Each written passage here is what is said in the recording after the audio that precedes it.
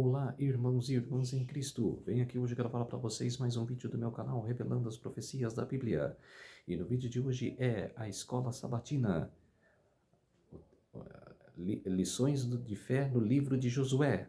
A lição de hoje é a lição número 2, surpreendidos pela graça. Antes de eu falar sobre esse assunto, eu preciso da ajuda de vocês para se inscreverem no meu canal revelando as profecias da Bíblia.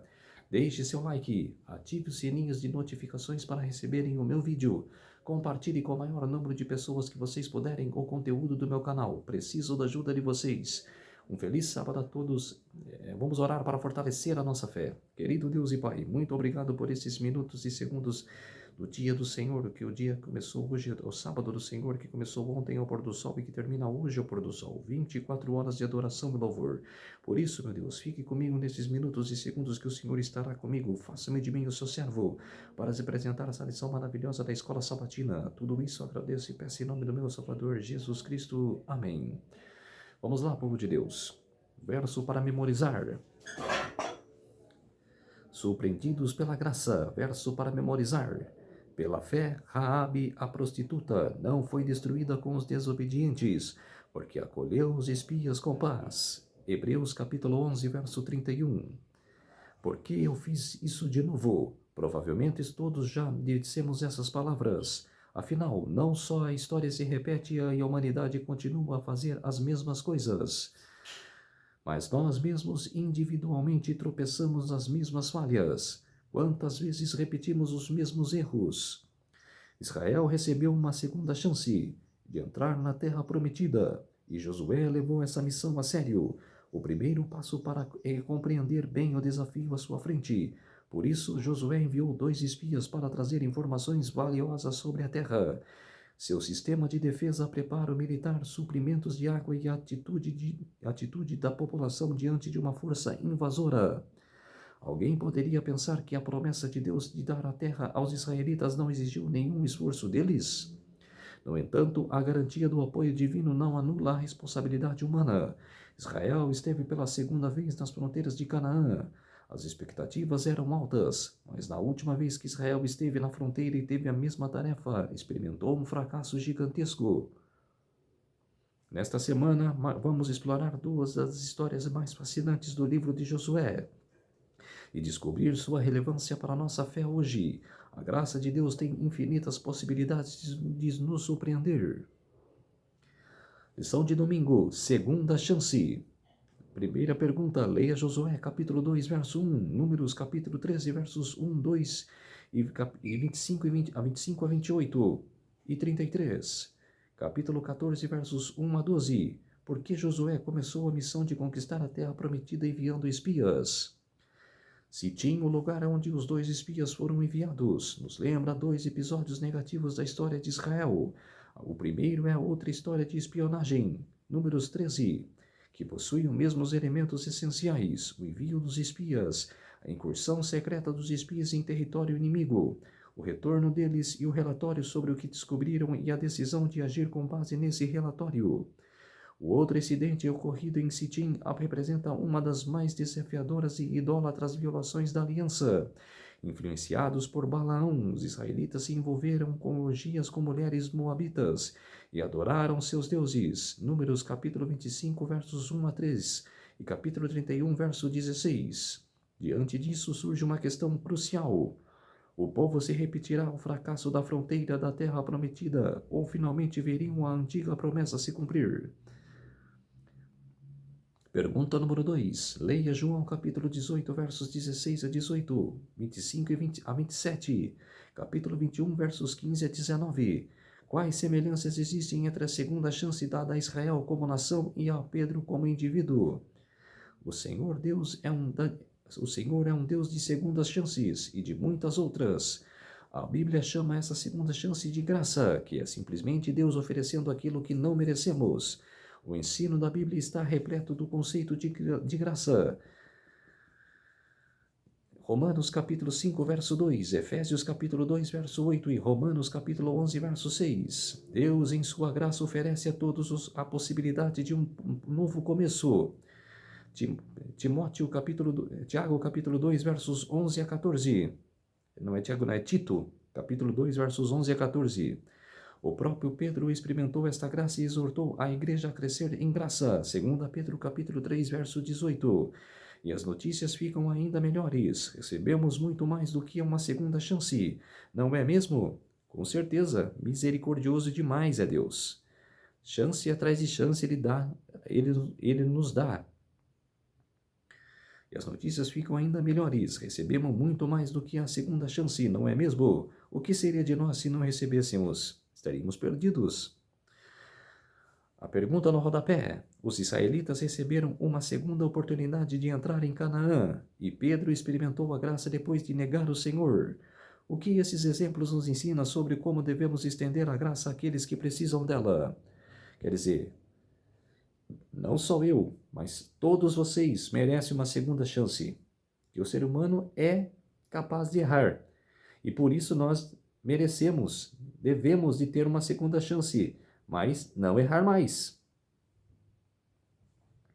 Lição de segunda-feira, valor em lugares inesperados. Pergunta número 3, leia Josué capítulo 2, versos 2 a 11, Hebreus capítulo 11, verso 31, Tiago capítulo 2, verso 25. O que esses textos nos dizem sobre Raabe? Um elemento bastante importante da história de Raabe é a mentira que ela contou para proteger os espias. Quando consideramos esse fato, precisamos lembrar que ela estava inserida em uma sociedade extremamente pecaminosa, o que levou à decisão de Deus de trazer juízo sobre esta sociedade. Gênesis capítulo 15, verso 16, Deuteronômio capítulo 9, verso 5, Levítico capítulo 18, versos 25 a 28. É verdade que o Novo Testamento exalta a fé de Raabe, mas uma análise atenta do que ele diz sobre essa personagem revela que em um momento algum a Bíblia aprova tudo o que ela fez e jamais aprova a sua mentira.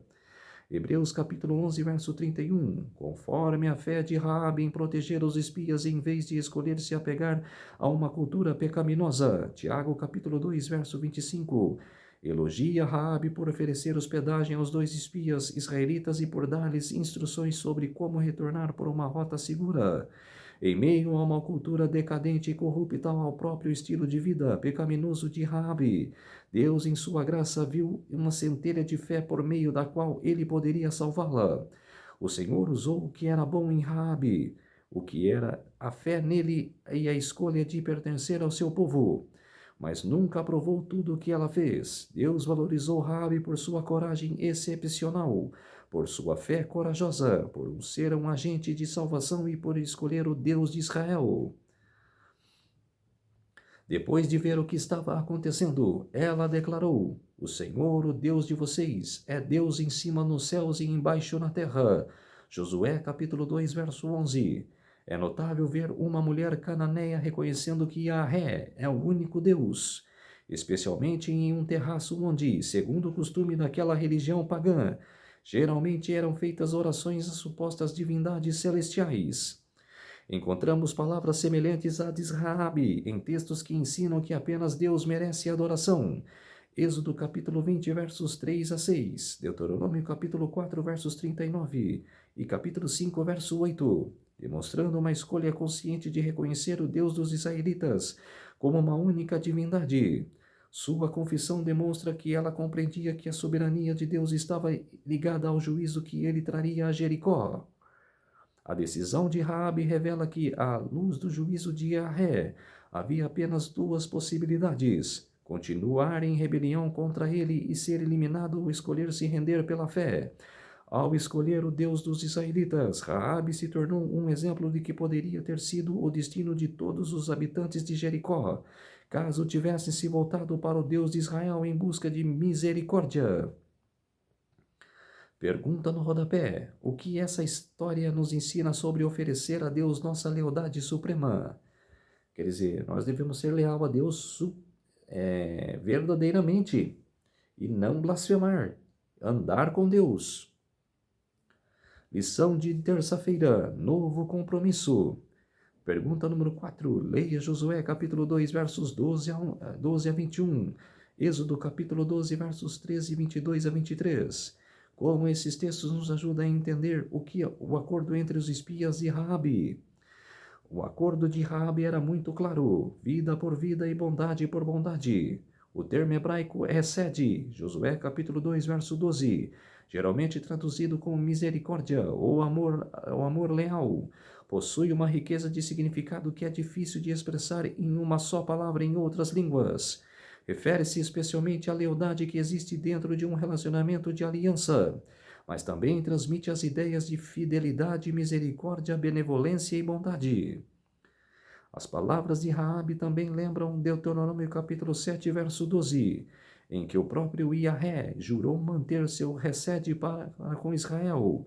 Se vocês derem ouvidos a estes juízos e os guardarem e cumprirem, o Senhor seu Deus guardará a aliança e a misericórdia, resede, prometida sob juramento aos seus pais.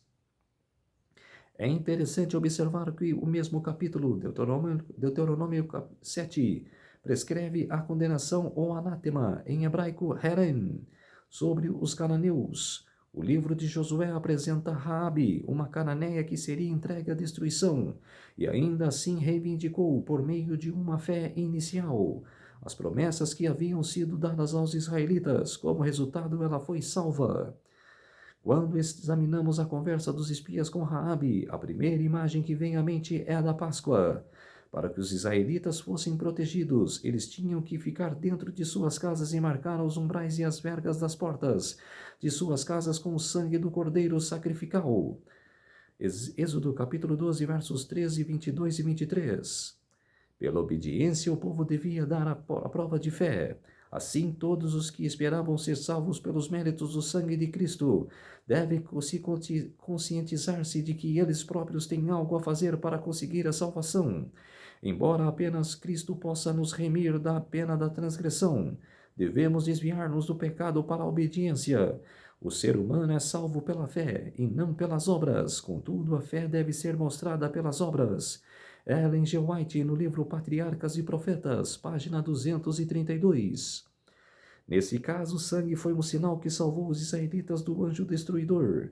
Assim como Deus poupou a vida dos israelitas durante a última praga no Egito, eles deveriam salvar Raabe e sua família quando a destruição chegasse a Jericó. Pergunta no rodapé: o que poderosa mensagem sobre o Evangelho encontramos nessas duas histórias? Quer dizer, que os israelitas marcaram com o sangue do cordeiro nas portas e nos umbrais e foram salvos pelo anjo destruidor, que não destruiu o primogênito. E agora, a promessa de salvar Raabe, que salvou os espias e teve fé em Deus, e não destruíram a casa dela. Foi a única casa que se manteve de pé na destruição de Jericó. É fé, é ter fé. Lição de quarta-feira: valores conflitantes. Leia capítulos. Leia a pergunta número 5. Josué, capítulo 9, versos 1 a 20. Quais são as semelhanças e diferenças entre a história de Raabe e a dos gibeonitas? Por que elas são relevantes? O capítulo 9 de Josué começa nos informando que os reis cananeus que governavam pequenas cidades e estados decidiram criar uma coalização contra os israelitas. Por outro lado, os habitantes de Gibeão decidiam fazer uma aliança com Israel. Para enganar os israelitas e conseguir uma aliança com eles, os gibeonitas fingiram ser embaixadores de um país estrangeiro. De acordo com Deuteronômio capítulo 20, versos 10 a 18, Deus fez uma distinção entre os cananeus e os povos que viviam fora da terra prometida. A palavra traduzida como astúcia, Josué capítulo 9, verso 4, pode ter um sentido positivo, indicando prudência e sabedoria, Provérbios capítulo 1, verso 4 e capítulo 8, versos 5 a 12. Ou negativo, envolvendo intenção criminosa, Êxodo capítulo 21, verso 14, 1 Samuel capítulo 23, verso 22, Salmos capítulo 83, verso 3. No caso dos gibeonitas, por trás de sua ação traiçoeira havia a intenção menos destrutiva e autopreservação. O discurso dos gibeonitas é surpreendentemente semelhante ao de Raabe. Ambos reconheceram o poder do Deus de Israel, admitindo que o sucesso de Israel não era simplesmente um feito humano. Em contraste com outros cananeus, eles não se rebelaram contra o plano de Yahvé, de conceder a terra aos israelitas, afirmando que o próprio Senhor estava expulsando aquelas nações diante de Israel. As notícias da libertação do Egito, bem como a da vitória sobre Og e Seom, levaram Raabe e os gibeonitas a buscar uma aliança com os israelitas. No entanto, em vez de reconhecer totalmente sua disposição de se render ao Deus de Israel, como Raabe havia feito, os gibeonitas recorreram a um subterfúgio. A lei de Moisés apresenta orientação sobre como conhecer a vontade de Deus em casos como esse. Números capítulo 27, versos 16 a 21. Josué deveria ter perguntado sobre a vontade do Senhor e evitando o engano dos gibeonitas. O dever fundamental de um líder de Israel, bem como de qualquer líder cristão, é buscar a vontade de Deus. 1 Crônicas, capítulo 28, verso 9. 2 Crônicas, capítulo 15, verso 2. Capítulo 18, verso 4 e capítulo 20, verso 4. Ao negligenciá-la, os israelitas foram levados a violar as condições fundamentais da conquista da terra ou a quebrar um juramento feito em nome do Senhor, o qual eram obrigados a cumprir. Pergunta no rodapé: valores. Você já encontrou em um dilema? Tentando conciliar dois valores bíblicos que parecem estar em conflito? É como se diz: devemos acreditar na palavra de Deus e não na palavra da maldade. Sim, a palavra de Deus, retamente, não desviar nem para a esquerda nem para a direita. Lição de quinta-feira: graça surpreendente. Leia Josué capítulo... pergunta número 6. Leia Josué capítulo 9, versos 21 a 27. Como a solução de Josué combinou justiça com graça. Mesmo que o povo de Israel quisesse atacar os gibeonitas, eles não podiam fazê-lo por causa do juramento feito pelos chefes da congregação. Os líderes israelitas agiram de acordo com o princípio de que um juramento, desde que não envolvesse transgressão ou intenção criminosa. Juízes capítulo 11, versos 29 a 40. Devia de ser cumprido mesmo que levasse a um prejuízo pessoal. Segundo o Antigo Testamento, ser prudente antes de fazer um juramento e manter um juramento são virtudes do povo de Deus. Salmos capítulo 15, verso 4, capítulo 24, verso 4, Eclesiastes capítulo 5, versos 2 e 6. Como o juramento foi feito em nome do Senhor, Deus de Israel, os líderes não podiam voltar atrás. Com o juramento feito pelos líderes, o destino de Israel estava inseparavelmente ligado aos dos gibeonitas, ao serem designados como rachadores de lenha e tiradores de água para a casa de Deus. Josué capítulo 9, verso 23. Os gibeonitas se tornaram parte da comunidade de Israel. Os chefes de Israel decretaram que os gibeonitas serviram a toda a congregação. Josué capítulo 9, verso 21. A resposta de Josué, destacando o serviço para a casa de Deus, em contraste com esse veredito, transformou a maldição em uma bênção potencial para eles. 2 Samuel capítulo 6, verso 11. A história posterior de Gibeão revela os altos privilégios religiosos de que a cidade desfrutava, bem como sua lealdade ao povo de Deus. O voto feito por Israel permaneceu em vigor por muitas gerações, de modo que quando os israelitas retornaram do cativeiro babilônico, os gibeonitas estavam entre aqueles que ajudaram a reconstruir Jerusalém. Neemias capítulo 7, verso 25. Suas ações teriam consequências eternamente positivas, mas somente por causa da graça de Deus. O que poderia ter acontecido se os gibeonitas tivessem revelado sua identidade e pedido misericórdia como Raabe fez? Não sabemos, mas não podemos destacar a possibilidade de que até mesmo consultar a vontade de Deus poderia ter livrado os gibeonitas da destruição. O propósito final de Deus não é punir os pecadores, mas vê-los a se arrependerem e conceder-lhes sua misericórdia. Ver Ezequiel capítulo 18, verso 23 e Ezequiel capítulo 33, verso 11.